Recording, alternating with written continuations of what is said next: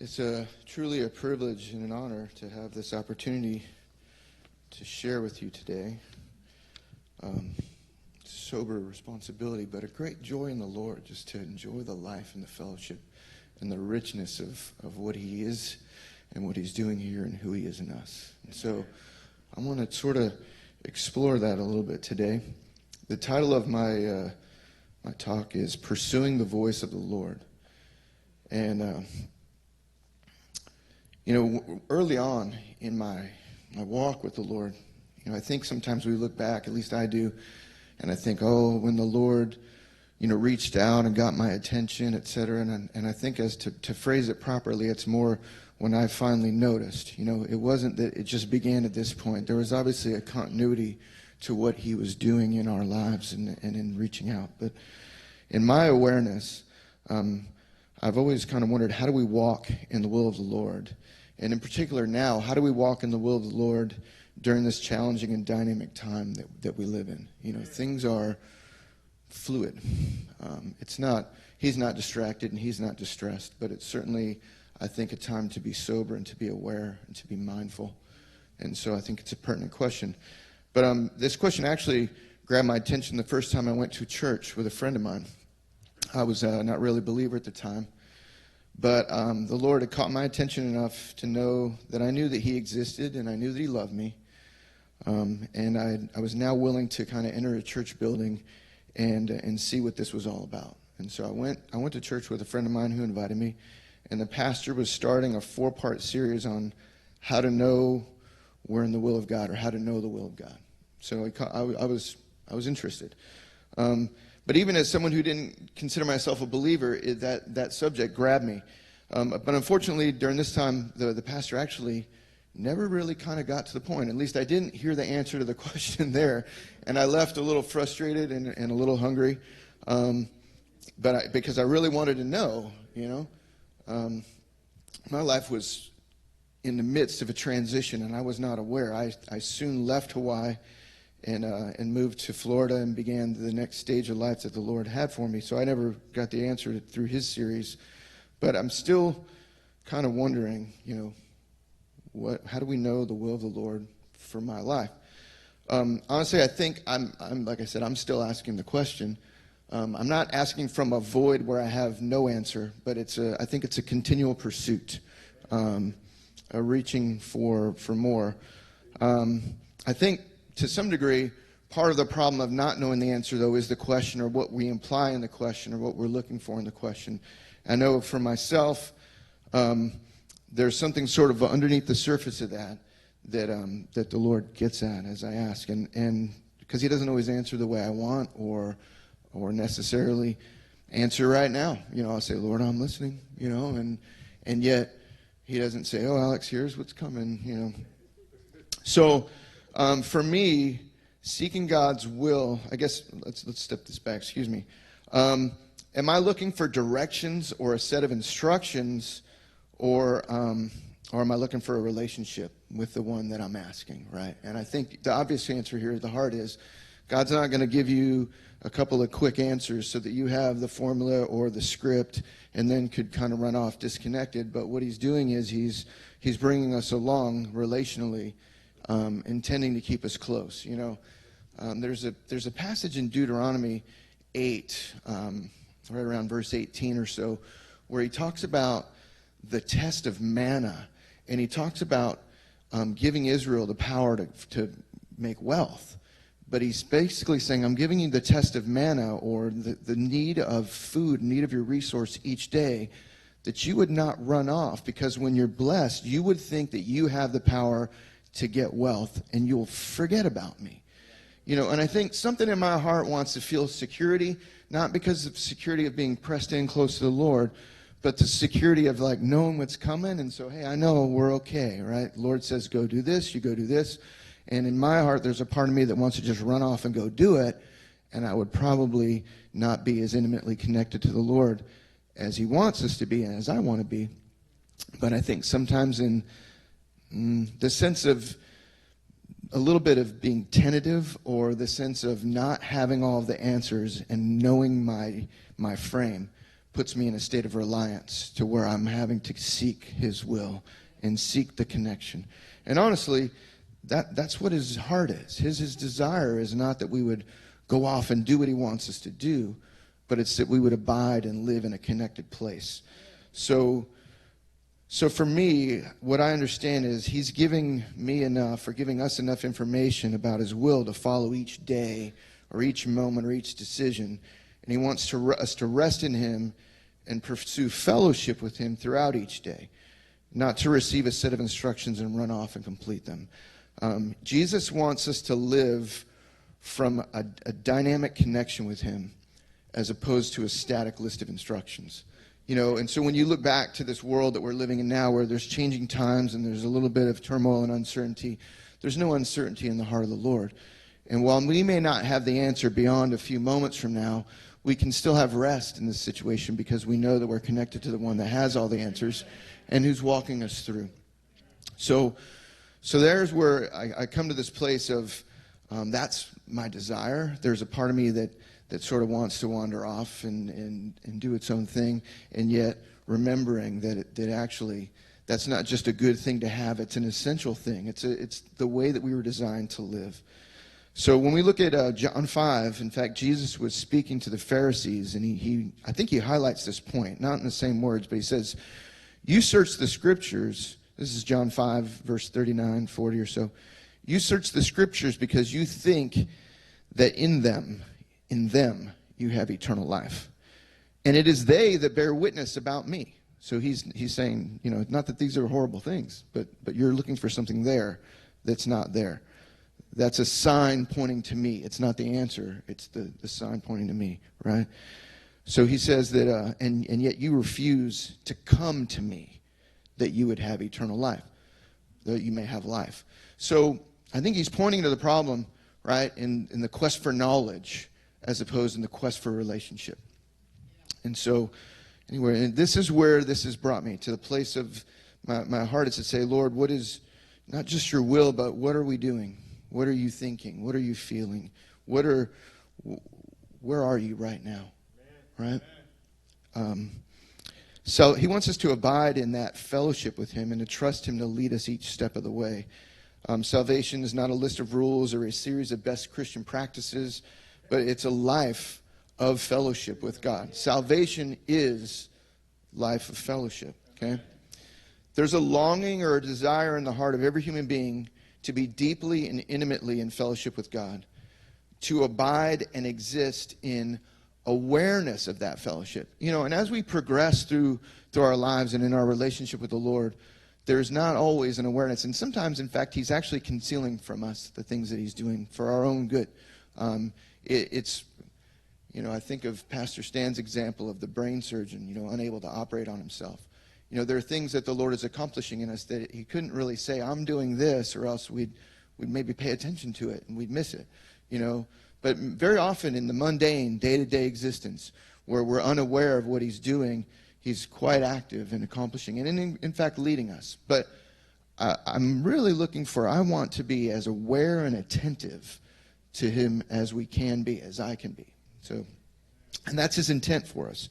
So, from this place of fellowship, the glory of God flows and covers the earth. It's his intent to be alive and connected to his people, and it's through that live connection, through that vital relational connection, that his glory, his will, his life is intended to flow and to fill the earth. Okay? From this place of fellowship, the will and the wisdom of God is shared and conveyed and becomes manifest. He's manifest in his people. It's not that his activity isn't sovereign, and it's not that he doesn't do things independently, but so much of what he does is in revealing himself in his people, in the body, in the earth. Okay? Revealing his heart to his friends, that we would see him and know him. This is a glorious and wonderful reality.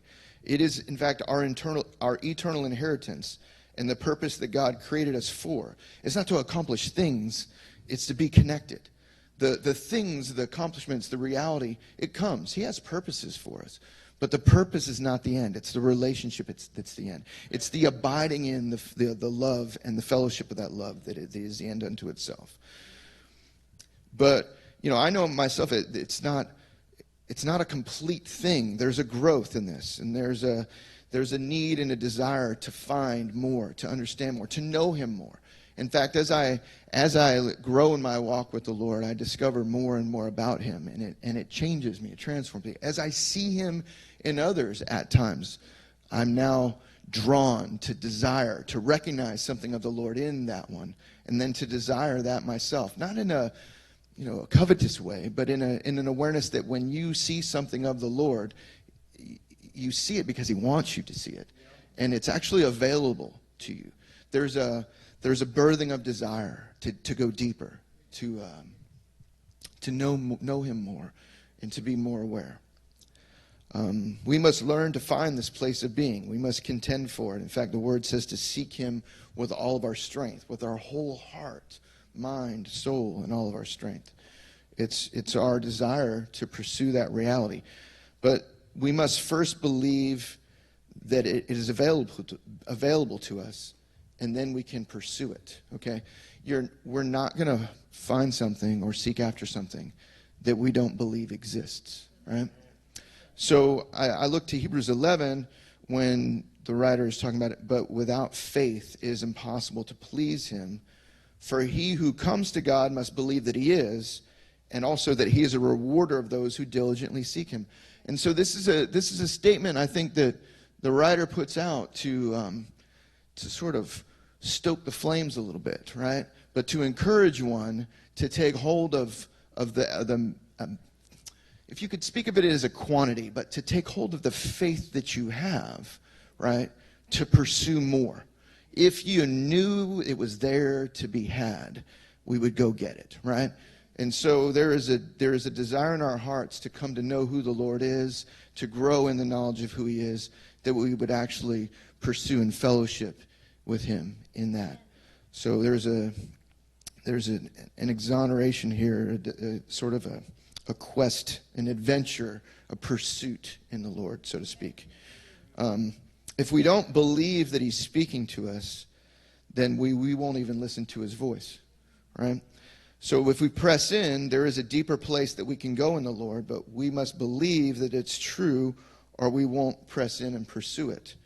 So there is an element of that. We will not endure the difficulty that we encounter during the process.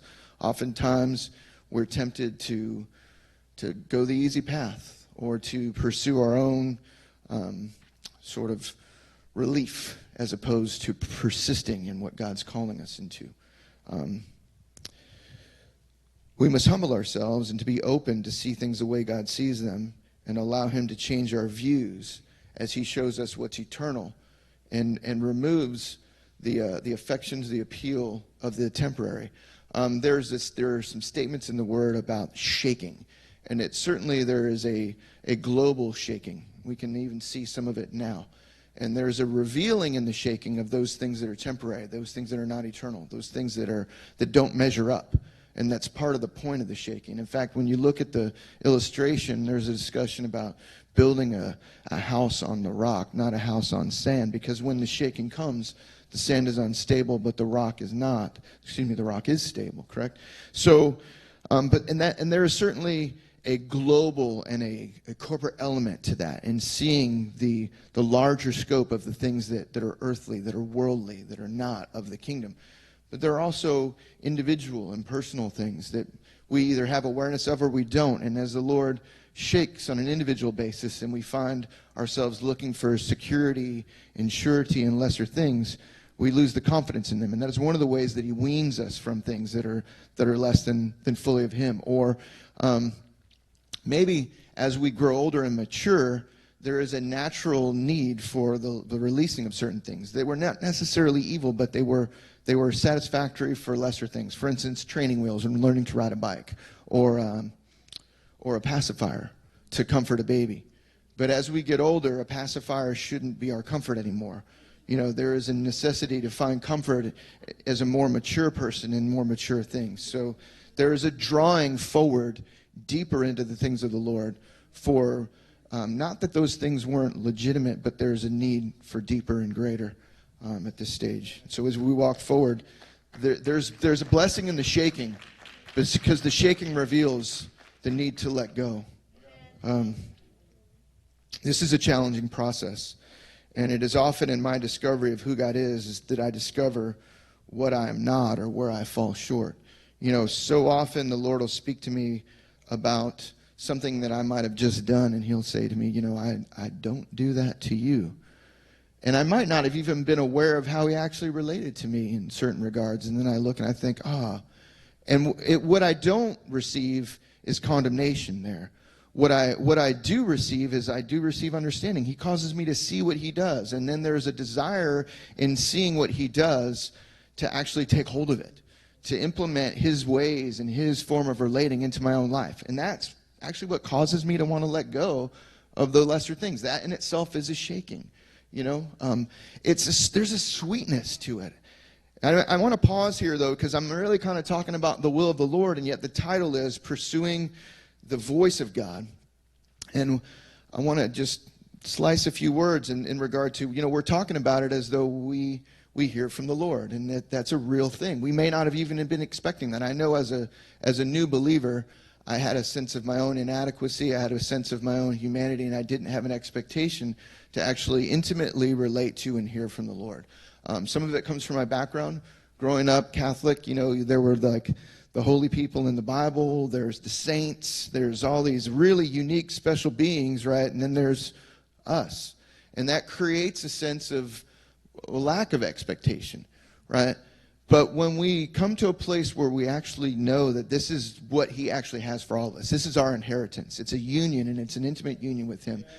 Then we engage in it and pursue it. And so, for some of my early walk, I was not aware of how the Lord was speaking to me. I would receive some benefit of it. He would give me insight or understanding, but I wasn't necessarily even giving him credit for what it was. I might think I had a thought as opposed to recognizing this was the Lord speaking to me. And maybe I actually had some pride as a result of thinking that I knew something and being a little bit challenged by the fact that other people may not know it or see it. It seems so obvious, right? But when I came to learn that those were not my thoughts, but that was the Lord speaking to me, it actually changed my perspective, and I'm grateful for it. It was a little bit of a bitter moment. I can remember the day. I can remember the day when I saw it, like, oh, that's you. And then I recognized some of the pride that was there, that was being brought to light by by the blessing of encountering him and knowing him. But anyway, that's how he sort of unfolded. But the reason I say that is because hearing from the Lord takes a lot of different contexts. It's different for everyone. It's a unique thing that he's given us. It's a gift for all of us. None of us deserves it, and yet it's open and available fully to all of us, right? There's a beauty to it. Is there an audible voice? I mean, maybe for some. That I wouldn't certainly dismiss that. I don't think it's the primary means that the Lord communicates. Probably for me, I would say more often than not, it's something that comes and presents itself similarly to the way that my thoughts do. Sometimes there's a sense or a feeling that comes along with it, or an impression. Or sometimes scriptures will come to mind very clearly, in the moment, or thoughts. Occasionally, there's feeling. There's tangible, very real, palpable sense of God's presence in his intimacy. And I love every aspect of that. For me, and I think for many of us, it's actually very much in the mundane, day-to-day walk. And truly, those other aspects, and some of them in particular, some of the sensory ones, they're cool. I love them. They're awesome. But there's such value in just the mundane. And gosh, I even hesitate to use the word mundane when talking about your relationship with the Lord. But maybe the ordinary, daily, just life-driven connection with him, right? And it's very fruitful, even though we may not be aware of the fruitfulness of it. The activity of hearing from the Lord is unique and different, but there are some similarities. And sometimes as we connect with others and we hear, it stokes a desire and a knowledge. I remember early in my walk, one of my pastors speaking about how he would get up early and spend time with the Lord out of necessity because his day was so busy and his family was so busy, and I had not ever thought of it. And he even asked the Lord, hey, will you give me a fruitful time in you in the morning, that I would be well enough rested, but that I could share that time with you? And it kind of created a hunger in me. and to begin to pursue that, or to even expect something that I hadn't expected before. And as I arose early, I began to sit and just think, this is your time. I'm with you, Lord. I'm here with you. And I began to be aware of the time and the connection with him. And so there are some simple practical things, not to make this a list of things, but there is a way that we can pursue. And some of that is just being available, choosing to pay attention as opposed to not paying attention, or as opposed to being distracted, or even just preoccupied with other things. So I want to spark a little hunger today, and I want to try to encourage you all to pursue, because there is more. There is the ability to seek, right? There is a role here, and the Lord has his part, and we have our part. The activity of the Lord is to create hunger and desire. And our activity is to respond to the hunger, right? The Lord presents the meal, and it's for us to make ourselves available, but also to eat. So there is in the same way that salvation is a divine initiative, and there's even a divine response, there is a similar role here in the ongoing relationship with the Lord. There's a calling. He says in Revelation 3 that I stand at the door and knock, right? And that's an appeal to believers, that we would come in, he would come in, and we would sup with him, which is actually it points to communion. It points to the fellowship that we're speaking of. Every one of these things points to this level of intimacy with the creator of heaven and earth and all things, which is unfathomable, who would share his thoughts and his heart with us, and would desire that we would share our thoughts and heart with him, and that in that place we would be conformed to his likeness, right? In an unfolding, in a seeing, and an awakening, and then a being drawn forward, and a letting go as well. And there's some discomfort in that. There is an illustration that the Lord's brought to my heart. When I was living in Hawaii a number of years ago, my daughter Alana was about 3 years old. And I remember one day thinking, I'm going to take her for a hike. And we went to go for a hike up this it's kind of a mountain. It's not a mountain like Colorado, but it's a mountain. And you go up one side of it, and when you get to the top, there's an amazing view of just the grandeur and the green lushness of Hawaii and the blue ocean and a couple of islands right off the beach. It's one of the most phenomenal views I've ever seen. It's really incredible. And I wanted to share that with her. And I told her at the beginning of the hike, I said, Alana, this is going to be difficult, but it's worth it. And I want you to remember that. And we started up the hill, and the enthusiasm in the beginning carries us quite a way. And then after a while, we get a little tired, and the terrain becomes a little more difficult. And even in a few places, we come across some ropes, and we need a little assistance as we're going. And she's beginning to wonder. She's like, Daddy, this is difficult. I said, yeah, it is, sweetie, but it's worth it. It's worth it, all right? And we go a little further, and it continues to be difficult. And then probably a good halfway up or so, we pass somebody who's coming down. And the person smiles at us and says, keep on going. It's good. It's worth it. It was amazing. I want to say it's almost like the Lord set it up. But in fact, it's not almost like the Lord set it up. He gave me a lesson, and I didn't even know he was giving it to me at the time. And it wasn't even as much for that day as it is for this day. But the message is, it's worth it. There is more to be had, but we must pursue. Drawing into the Lord, drawing near to the Lord, it's very much similar to climbing a mountain. In fact, if you look to Moses or Abram, many had to climb a mountain to come into the presence of the Lord and to pursue the Lord. And there's a picture for us to see that. Well, I remember further along, at a point about 2/3 to 3/4 of the way up, I started to crest a hill, and then you just kind of get your first glimmer of what's on the other side of it. And I start to see this view I'm somewhat familiar with, but I still enjoy it every time I see it. I'm like, oh, wow. And then Alana comes up behind me, and I turn and look at her, and I can tell when she saw it because her face lights up. And the first thing she says is, you're right. It's worth it. It was worth it, Daddy. It's amazing. And all of a sudden, it was like, she was on fire. She was like, let's go. And we're going up the rest of the way, all the way to the top. And I think that I've had these periods of time in my life, and I know everybody's path's different, but I felt some days weary. I felt some days like, I don't see what's over this ridge here. I don't see. I'm like, I feel empty. I'm not quite making it, And there are times like where it feels like it goes on so long that you're hungry, you're starving. Maybe I can't even connect in a willful way with the Lord. Now I believe He's taking me to a place in my life where I don't need to be aware that I hear Him to know that He's with me. I know it, and I walk it out believing it and trusting it. But sometimes you even get tired in that, and you just ask, can you encourage me? And sometimes He does right in the moment, and others He does. But there's an element of that in my walk, honestly, when I ask the Lord, He gives me what I need to keep going. And sometimes it's in a very relieving, glorious way, and sometimes it's just a little bit of almost like a little pat on the butt. Keep going, buddy.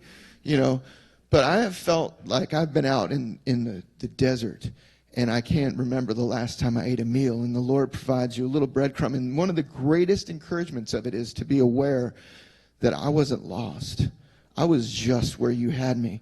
You just brought me out here into a dry place for a reason. Maybe it was because you didn't want to do surgery in public. Maybe it was because you wanted to isolate me and get me off and talk to me quietly and deal with those things. Maybe not embarrass me when you did, But when you hear and you know that you're where you're supposed to be, it's okay, and it strengthens you on for the rest of it. There's some things that can sharpen our spirit, and there's some things that can dull our spirit. And I just want to highlight a few things as I close here.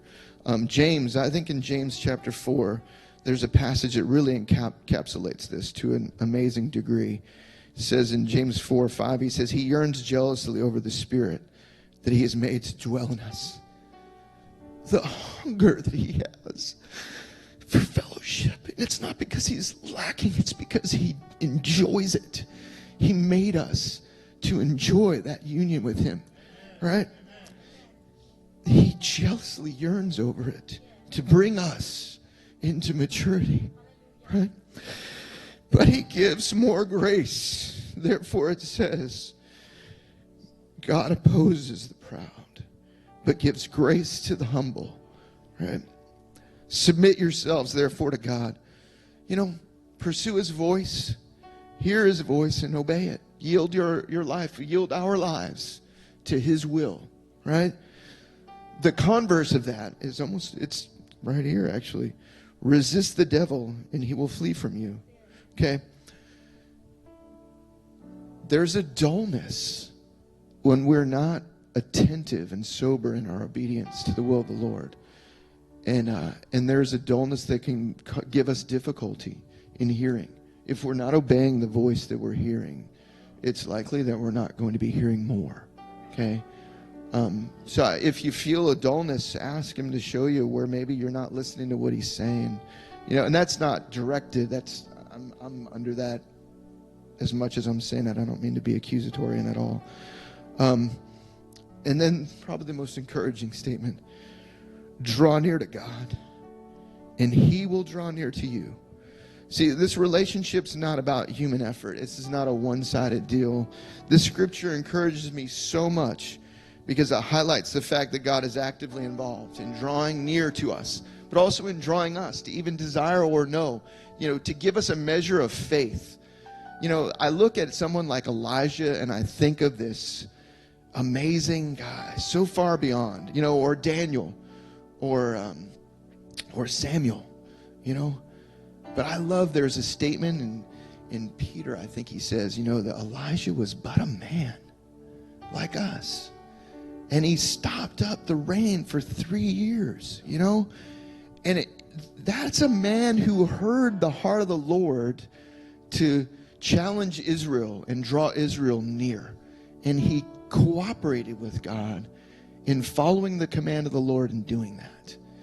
And there's a place for us in that. Not because I want to do exploits for the sake of exploits, but because I want to walk in the will of the Lord and the heart and the intent of what he has. And we live, I want to say, in one of the greatest hours of history, but I think I could go further than that. We live in the greatest hour of history. And it lies here on the precipice of the unfolding of the Most High as he comes and intends to and will abide with us on earth.